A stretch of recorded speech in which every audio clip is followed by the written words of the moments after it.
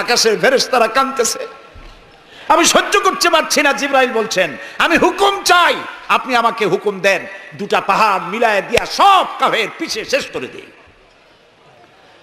আল্লাহর নবী বলেন, জিবরাইল, আমি যদি হুকুম করি, আমার হুকুমে যদি দুই পাহাড় দিয়া মানবগুলিকে সব যদি পিছে মেরে ফেলে দাও, একটা কাফেরও যদি না বাঁচে, তাহলে কার কানে আমি পৌঁছাবো লা ইলাহা ইল্লাল্লাহু মুহাম্মাদুর রাসূলুল্লাহ। নবী করিম সাল্লাল্লাহু আলাইহি সাল্লাম বসে আছেন, গা দিয়ে রক্ত ঝরছে। এই অবস্থা দেখে তায়েফের এক লোক দৌড়াইয়া তার বাগানে চলে গেল, আঙ্গুর বাগান, বুখারীর হাদিস। আঙ্গুর বাগান থেকে এক গ্লাস আঙ্গুরের রস নিয়ে এসে রসুলের হাতে দিলেন। 3 দিনের না খাওয়া রসুল, 3 দিন ক্ষুধার্ত, তৃষ্ণার্ত, ক্ষতবিক্ষত, জর্জরিত, নিষ্পেষিত, নির্যাতিত। এক গ্লাস শরবত হাতে পেয়ে বিসমিল্লাহ বলে শরবতটা পান করলেন। জিজ্ঞেস করলেন, তোমার নাম না আত্তাস? তিনি বললেন, হ্যাঁ, আমার নাম আত্তাস। তোমার বাড়ি হযরত ইউনূস আলাইহিস সালামের গ্রামে? তিনি বললেন, হ্যাঁ। তো আপনি কি করে জানলেন আমার নাম আত্তাস আর আমার বাড়ি ইউনূস আলাইহিস সালামের গ্রামে? নবী করিম সাল্লাল্লাহু আলাইহি সাল্লাম বললেন, আত্তাস, ইউনূস আলাইহিস সালাম নবী আর আমিও নবী, এক নবীর খবর আরেক নবীর কাছে থাকে। এক গ্লাস শরবত পান করে দুহাত উঁচু করলেন। নবীর চোখ থেকে দরদর করে পানি পড়ছে। তিনি বলছেন, রব্বুল আলামিন, এই তায়েফবাসী ওরা বোঝে নাই যে আমি তোমার নবী, ওরা বুঝতে পারে নাই যে আমি তোমার রসুল, ওরা না বুঝে আমাকে ক্ষতবিক্ষত করেছে। আল্লাহ, তুমি এর জন্য তায়েফবাসীদের উপরে গজব দিও না, তুমি শান্তি দাও, হেদায়েত দাও। দুনিয়ার সকল নবী কোন কোন ক্ষেত্রে অধৈর্য হয়েছেন, নবী করিম সাল্লাল্লাহু আলাইহি সাল্লাম কখনো অধৈর্য হন নাই। প্রিয় ভাই সব, সুলাইমান আলাইহিস সালাম রাষ্ট্র পেয়েছেন, পিঁপড়ার ভাষা বোঝেন। কার ভাষা? পিঁপড়ার রাজা আছে না, চেনেন পিঁপড়ার রাজা? মাঝে মধ্যে পরিচয় করেন পিঁপড়ার রাজা কারা। মাথাটা মোটা, পিঁপড়ার রাজা আমরাও বলি। পিঁপড়ার রাজাকে হাতে নিয়েছেন, ডান হাতে। সূরা আন-নামলে আল্লাহ তাআলা বলছেন, পিঁপড়া কথা বলতেছে। পিঁপড়া বলছে তার দলবলকে, সুলাইমান আলাইহিস সালাম আসতেছে তার সৈন্য সামন্ত নিয়ে, পায়ের তলায় পিষ্ট হয়ে মরে যাবি, সব গর্তে লুকা। তিনি পিঁপড়া হাতে নিয়ে কথা বলতেছিলেন পিঁপড়ার সাথে। সুলাইমান আলাইহিস সালাম কথা বলছেন পিঁপড়ার সাথে। এখন পিঁপড়ার ভাষা আমি বুঝি, এতে একটা অহংবোধ সৃষ্টি হতে পারে। পিঁপড়ারও ভাষা আমি বুঝি। নবুয়তের শান দেখুন, পিঁপড়ার ভাষা বুঝতেছেন, সেখানে তিনি বিনয়ী হয়ে গেলেন আল্লাহর সামনে। তিনি বললেন, রব্বি আউজি'নি আন আশকুরা নি'মাতাকা আল্লাতী আন'আমতা আলাইয়া ওয়া আলা ওয়ালিদাইয়া। আয় আল্লাহ তাআলা, তুমি আমাকে ওই পরিমাণ শুকর আদায় করার তৌফিক দাও আমাকে, যে পরিমাণ নিয়ামত তুমি আমাকে দান করেছো। ওয়া আলা ওয়ালিদাইয়া, এবং আমার মা বাবার প্রতি যতটা নিয়ামত তুমি আমাকে দিয়েছো। ওয়ান আমালা সালিহান তারদাহু, আর আমাকে এমন আমল করার তৌফিক দাও যাতে তুমি খুশি হও। ওয়াদখিলনি বিরাহমাতিকা ফি ইবাদিকাস সালিহিন, আর আল্লাহ আমাকে ইবাদে সালেহের মধ্যে শামিল করে দাও। সুবহানাল্লাহ ওয়া বিহামদিহি। প্রিয় ভাই সব, আমার মূল বক্তব্য ছিল, এই সব সচ্চরিত্রবান সুপার কোয়ালিটির মানুষ আল্লাহর নবীরা মার খেলেন কেন? শুধুমাত্র দাঁত মাজা, সুরমা লাগান, দাড়ি লাগান। আমি যদি আপনাদের বলি সবাই দাড়ি রাখবেন, আপনারা কি আমার মারতে আসবেন? কেন মারবেন? আমি তো খারাপ কথা কিছু বলিনি, এই জন্য মারামারি হয় না। মারতে হইল কেন? মার হয়েছে এই কারণে, নবীরা বলেছেন লা ইলাহা ইল্লাল্লাহ, আল্লাহ ছাড়া কোনো ইলাহা নাই, আইনদাতা নাই, বিধানদাতা নাই, একমাত্র আইনদাতা তিনি।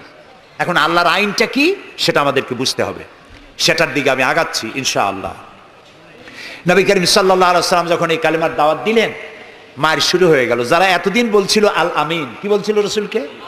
আল আমিন, তারাই এখন নবী করিম সাল্লাল্লাহু আলাইহি ওয়াসাল্লামকে পাগল বলা শুরু করলো।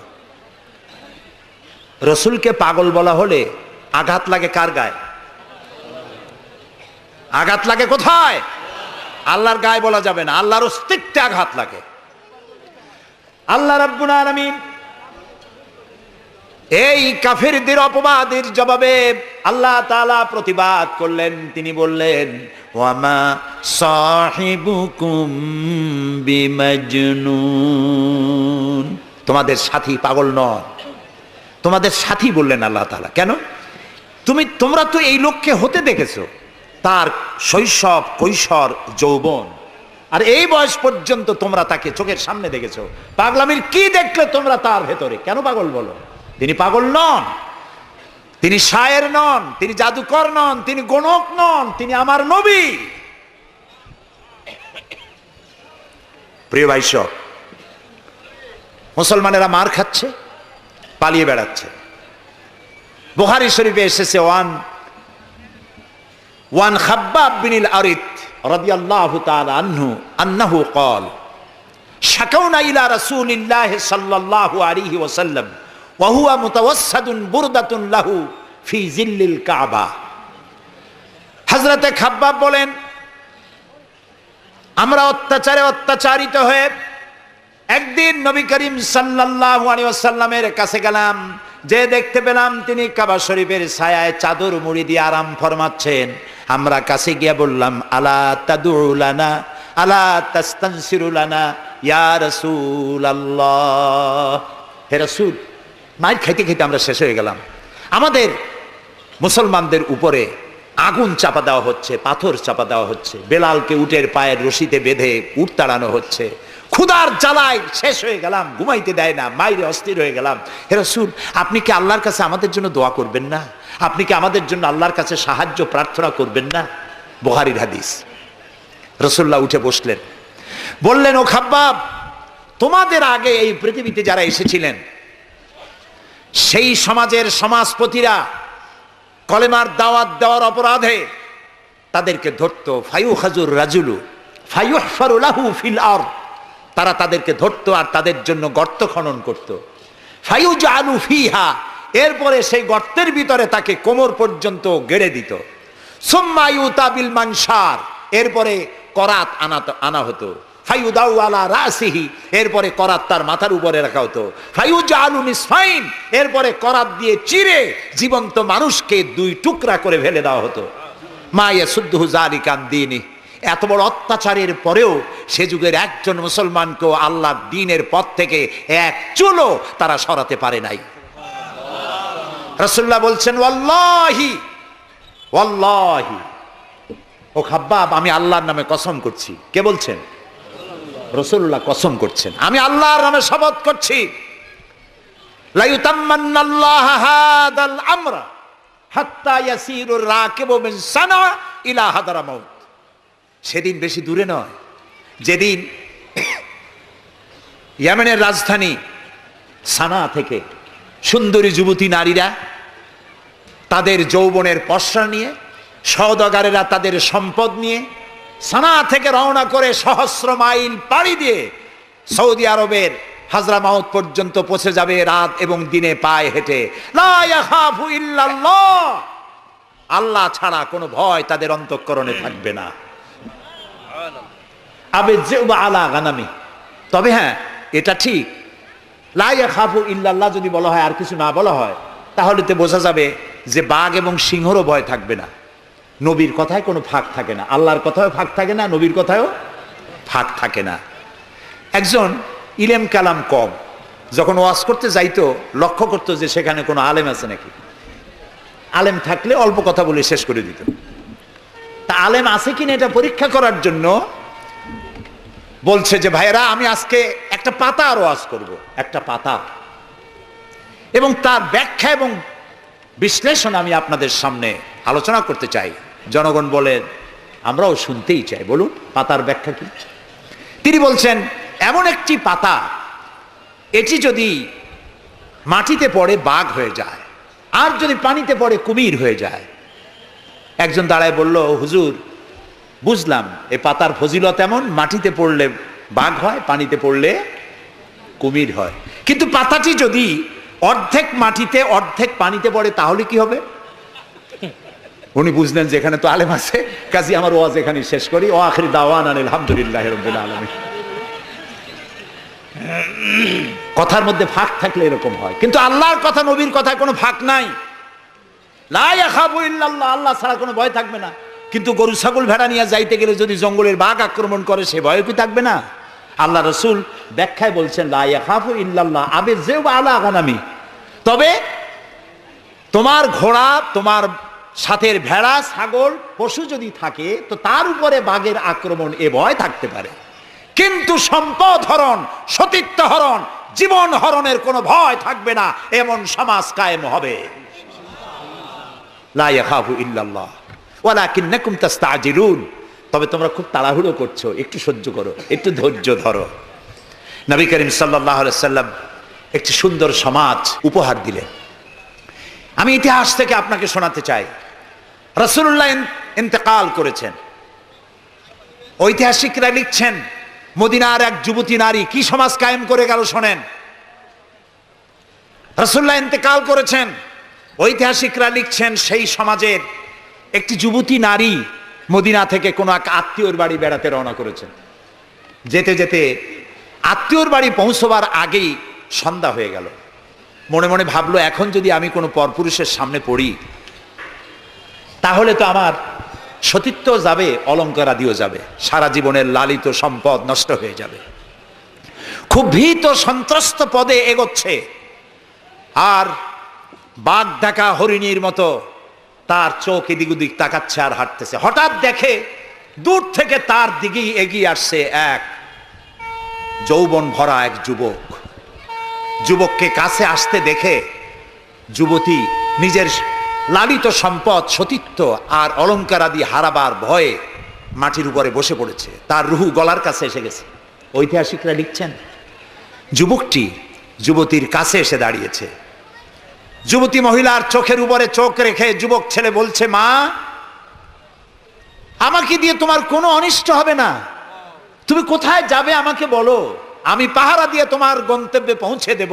আমার পরিচয় শোনো, আমি মুসলমান। সুবহানাল্লাহ। রাসূলুল্লাহ এই মুসলমান বানিয়েছিলেন, এই সমাজ বানিয়েছিলেন। তাই আমি আফসোস করে বলি, মরা মানুষ জিন্দা হওয়ার কোন সুন্নত যদি থাকতো, আর একজন সাহাবী যদি আজ জিন্দা হতেন আর আমাদেরকে যদি দেখতেন, তাহলে চিৎকার দিয়ে বলতেন আল্লাহর কসম, রাসূলুল্লাহ দান্দার মোবারক শহীদ করে সাহাবীরা জীবন দিয়ে যে মুসলমান বানিয়ে রেখে গিয়েছিলেন, আল্লাহর কসম এগুলো সেই মুসলমান না। আমাদের চরিত্র এই পর্যায়ে পৌঁছে গেছে। রাসূলুল্লাহ সাল্লাল্লাহু আলাইহি ওয়াসাল্লাম ইসলাম দিয়ে মানুষকে একটি সুন্দর সমাজ দিয়েছেন। ইসলাম মানেই শান্তি। বলেন তো ইসলাম মানে কি?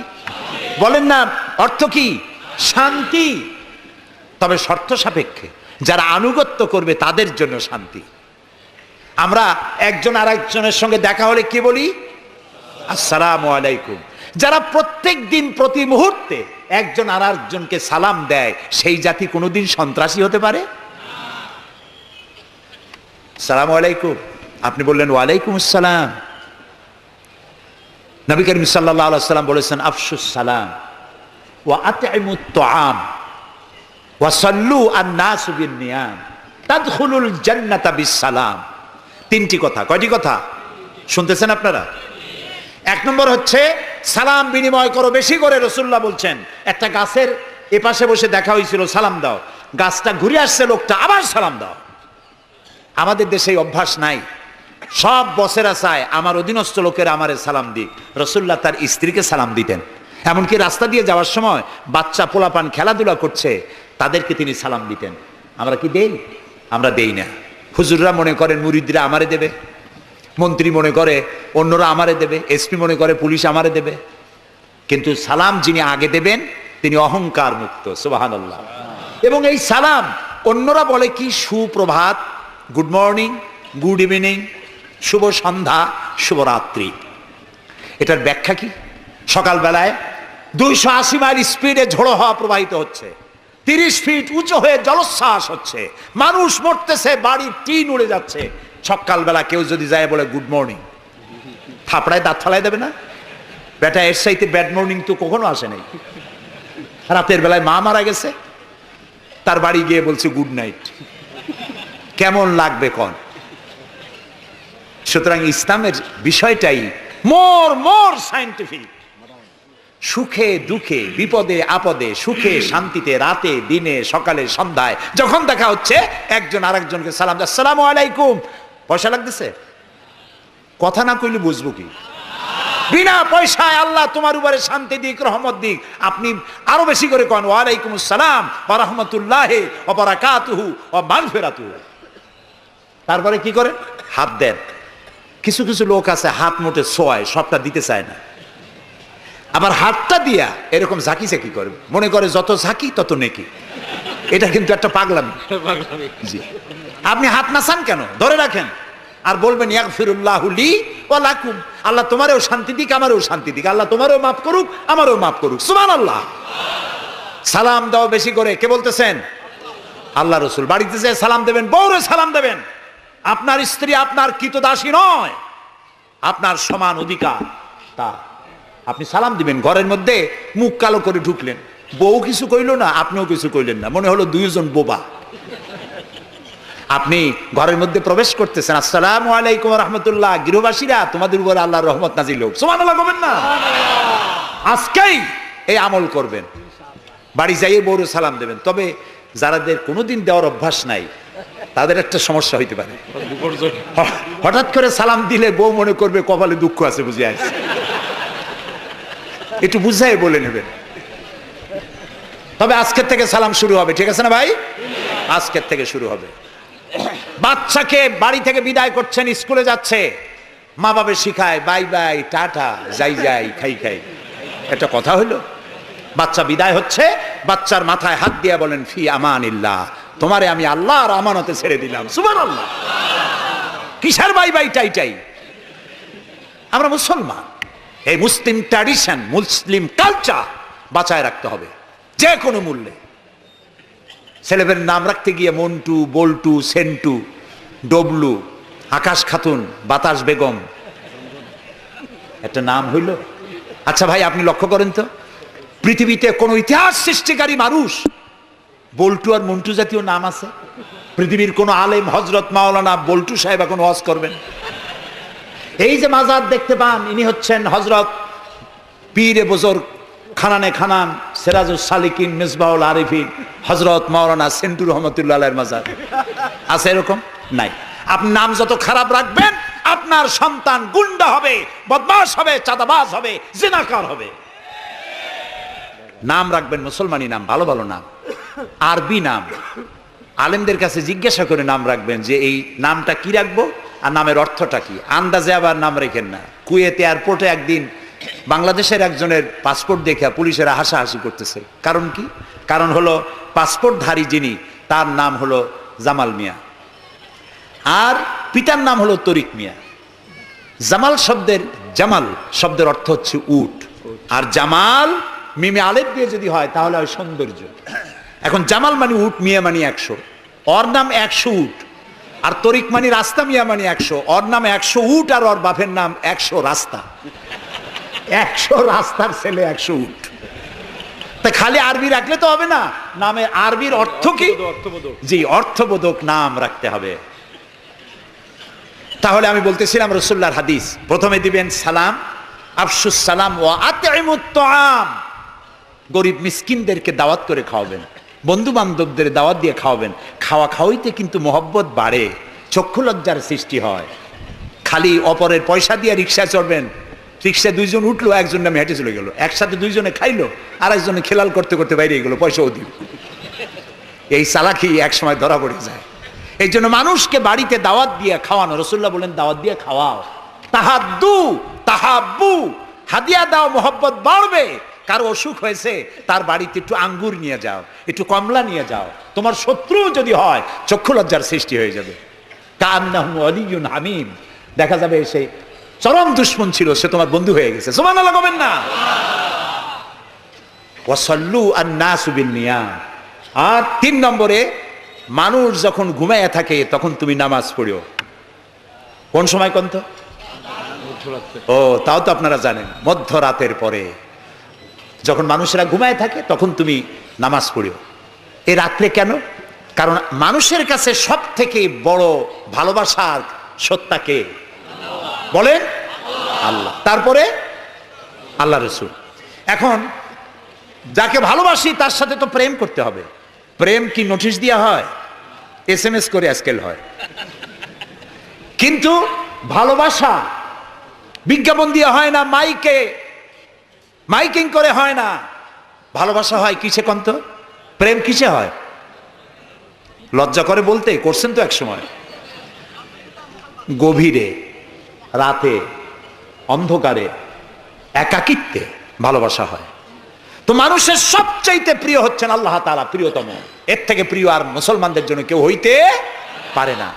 দিনের কোলাহল পূর্ণ অবস্থার ভেতর দিয়ে তুমি তার সঙ্গে আবেগময় কণ্ঠে কথা বলতে পারবা না, এটা আল্লাহ তাআলা জানেন। তাই আল্লাহ তাআলা বলেছেন ওয়াজআলনান নাহারা মাশা, দিন বানাইছি রোজগার করার জন্য, কাজ করো, বসে থাকবা না। ফাইজা কুদিয়াতিস সালাত ফান্তাশিরু ফিল আরদ, নামাজ পড়া হয়ে গেছে, মসজিদে বসে থাকতে পারবা না। অফিসার, জোহরের নামাজে রক্ত হয়েছে, অফিস বন্ধ করে নামাজ পড়ো, জোহর পড়ো, সুন্নত পড়ো। নফল পড়তে পারবা না জোহরের সময়, তসবিহ পড়তে পারবা না, কারণ এই তসবিহ পড়ে নফল পড়ে সময় নষ্ট করে পূর্ণ বেতন নিলে বেতন হালাল হবে না।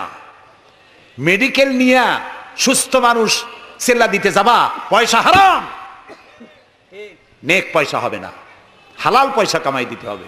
সেল্লার নাম বললাম বলে তাবলিগি ভাইরা অসন্তুষ্ট হবেন না, একটা দৃষ্টান্ত দিলাম। আমি তাবলিগি ভাইদেরকে শ্রদ্ধা করি, সম্মান করি, তারাও দ্বীনের কাজ করছে।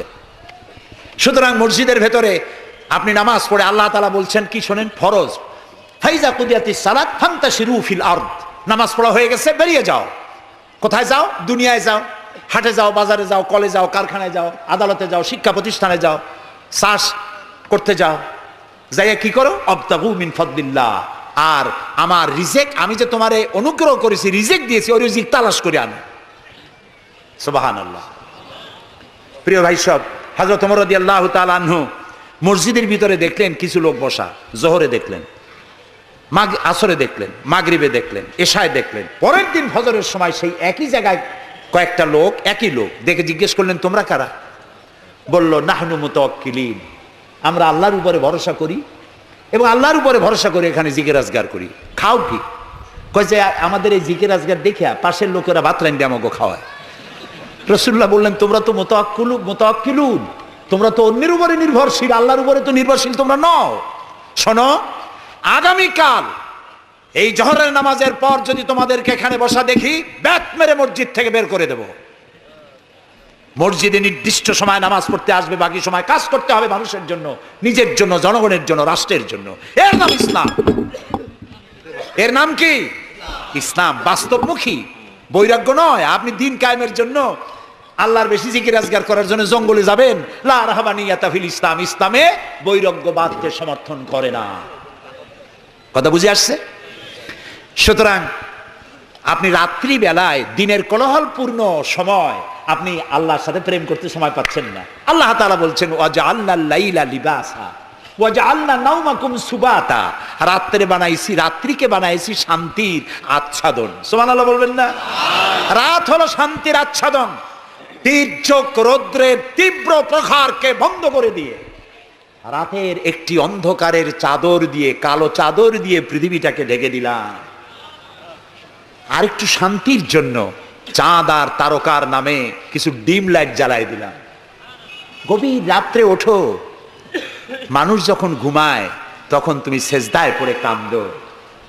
রাসূলুল্লাহ বলেছেন অনুশোচনা আর অনুতপ্তের এক ফোঁটা পানি নাকের অর্ধেক আসতে না আসতে আল্লাহ তাআলা ওই ক্রন্দনরত বান্দাকে মাফ করে দেন। সুবহানাল্লাহ।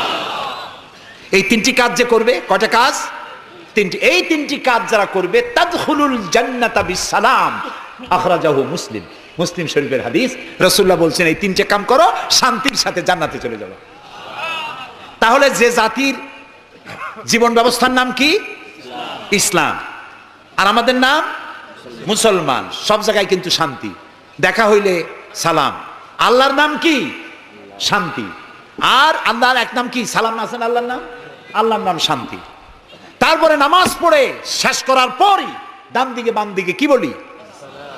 নামাজ পড়েও বলি আসসালামু আলাইকুম ওয়া রাহমাতুল্লাহ। জীবনের শেষ নামাজ কোনটা? জানাজা। তার শেষ কথা কি? আসসালামু আলাইকুম ওয়া রাহমাতুল্লাহ। এরপরে মুমিনদের লাস্ট ডেস্টিনেশন দারাকা দারাস সালাম। শেষ জায়গা কোথায়? জান্নাত। এই যাদের ধর্ম, এই যাদের দিন, এই যাদের জীবন ব্যবস্থা, সেখানে আল্লাহর আইন প্রতিষ্ঠার নামে বোমা মারা লাগবে? জবাব দেন। সন্ত্রাসী তৎপরতা করা লাগবে? কোন নবী, কোন রাসূল সন্ত্রাসী তৎপরতা চালিয়েছেন, মানুষ হত্যা করেছেন, এর কোন নজির আছে পৃথিবীতে? আছে? পৃথিবীতে নাই। আপনারা বলতে পারেন তাহলে রাসূলুল্লাহ যুদ্ধ করছিলেন কেন? নবী করিম সাল্লাল্লাহু আলাইহি ওয়াসাল্লাম যত যুদ্ধ করেছিলেন সব ছিল ডিফেন্সিভ, আত্মরক্ষামূলক। তিনি নিজে যুদ্ধ শুরু করেছেন, এর কোন নমুনা নাই। একটি হাদিস পাওয়া যাবে না যে নবী করিম সাল্লাল্লাহু আলাইহি ওয়াসাল্লাম ক্ষমতা গ্রহণ করার পর সাহাবীদের রাতের বেলায় পাঠিয়ে দিয়েছেন, ওই গ্রাম আমার উপর ঈমান আনে নাই, বাড়ি শুদ্ধ জ্বালায় দাও, হত্যা করো, বলেছেন?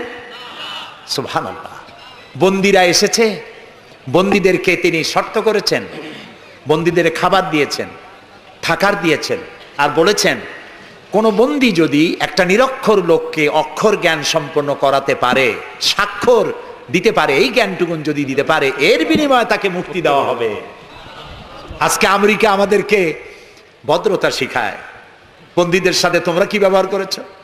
আল গারিব কয়েদখানায় কি অসভ্যর বর্বরতা তোমরা করেছো, পৃথিবীর ইতিহাসকে ম্লান করে দিয়েছো, সভ্যতার মুখে কালিমা লেপন করেছো। আল গারিব কয়েদখানার তারা কি করেছে আমি ভাষা দিয়া ভদ্রলোকের সামনে তা উচ্চারণ করতে পারবো না।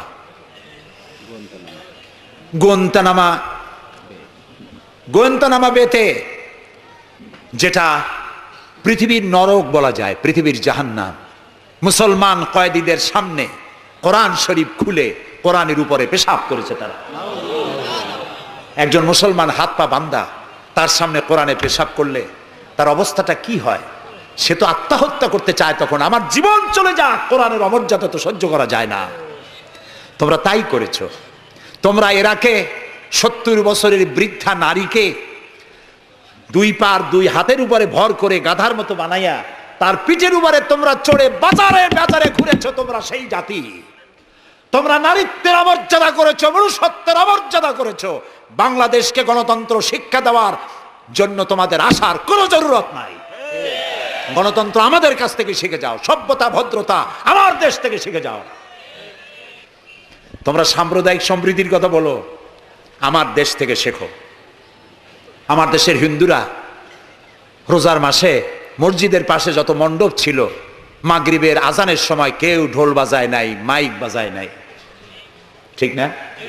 আমার দেশের মুসলমানেরা তাদের সারা দিন রোজা রেখে তাদের গান বাজনা চিৎকারে গান অস্থির হয়েছে, কিন্তু কেউ যে বলে নাই যে ঢোল বাজাইতে পারবে না, গান গাইতে পারবে না, বলেছে কেউ?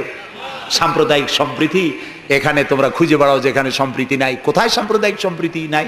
সব জায়গায় সাম্প্রদায়িক সম্প্রীতি। সব থেকে পৃথিবীর মধ্যে বাংলাদেশে সাম্প্রদায়িক সম্প্রীতি সব থেকে বেশি। দেশের বদনাম বিদেশে গিয়ে এত বলে মানুষ, চিন্তা করতেও কষ্ট হয়। এখন ধোঁয়া তুলেছে দ্রব্য মূল্যের জ্বালায় বাংলাদেশ নাকি শেষ। আচ্ছা ভাইরা, দ্রব্য মূল্য পৃথিবীতে কোথায় না বেড়েছে?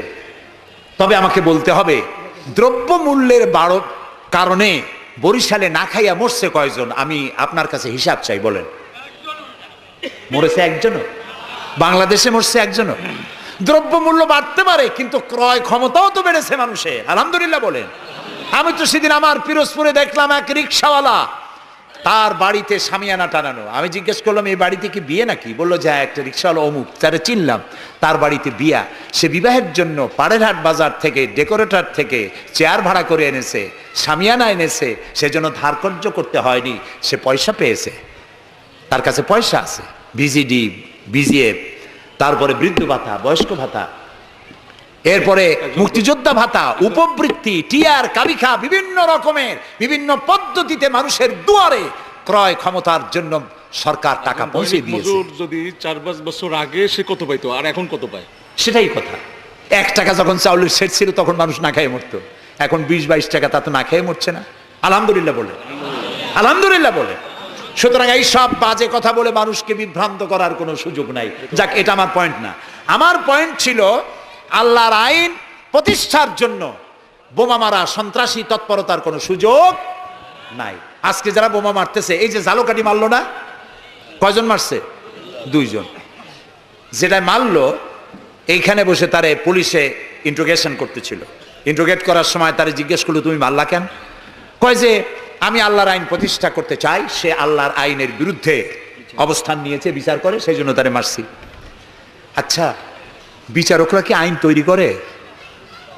জবাব না দিলে বুঝবো কি আমি?